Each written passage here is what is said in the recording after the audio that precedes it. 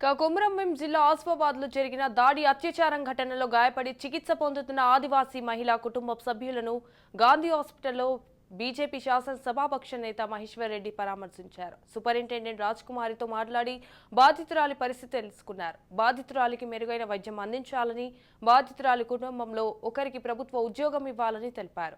ఆదివాసీలు మాత్రమే ఉండే ప్రాంతంలో ముస్లింలు ఎలా వచ్చారని ప్రశ్నించారు.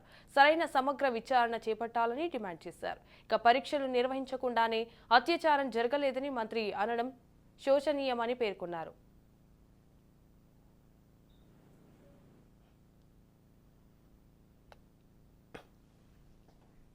ఇప్పటివరకు కూడా దాని మీద ఇప్పటివరకు ఇన్వెస్టిగేషన్ జరగలేదు. నేను డాక్టర్స్ని అడిగితే దానికోసం పర్మిషన్ కోసం ఇప్పుడే మరి ప్రభుత్వానికి లెటర్ పంపించామని చెప్తా ఉన్నారు. మరి 5 రోజుల తర్వాత కూడా రేపు జరిగిందా జరగలేదని ఇన్వెస్టిగేషన్ జరగలేదని అంటే మరి ఏ రకమైనటువంటి ఆర్గనైజేషన్ అడ్మినిస్ట్రేషన్ ఇక్కడ ఉన్నదో అర్థమవుతున్నది. 6 రోజుల తర్వాత మరి రేపు జరిగిందా లేదా అని ఇన్వెస్టిగేషన్ చేయడం చాలా ఇబ్బందిగా ఉంటుంది. ఎందుకంటే ఆమె ఇప్పటికే స్నానం చేయించారు, బట్టలు మార్చారు. మరి ఇప్పుడు ఆ రేపు జరిగినట్టు ఆధారాలు మరి మటుమాయమైనయా, మరి రేపు జరిగిందా లేదా, మరి ఆమె భయపడి మాట్లాడే పరిస్థితులు కూడా లేనటువంటి పరిస్థితి మనం చూస్తున్నాం. విపరీతమైన గాయాలతోటి ఒక ఎముకలు కూడా విరిగిపోయినటువంటి పరిస్థితి మనం చూస్తూ ఉన్నాం.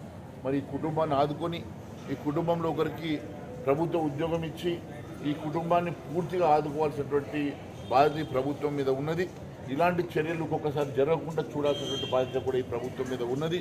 అంతేకాకుండా ముస్లింలు రెచ్చిపోయి ఈ రకంగా గ్రామీణ ప్రాంతంలో పడి అమాయకులమైనటువంటి గిరిజనులను ఈ రకంగా హింసించి వారిని మహిళల మీద అత్యాచారం చేయడం అనేది బాధాకరం. కఠినాధికటంగా వారిని శిక్షించడమే కాదు, ఎవరైతే తెగించి ఈ రకమైనటువంటి పనులు చేసినటువంటి వారికి ఉరి శిక్ష వేయాల్సిందిగా మేము డిమాండ్ చేస్తాం.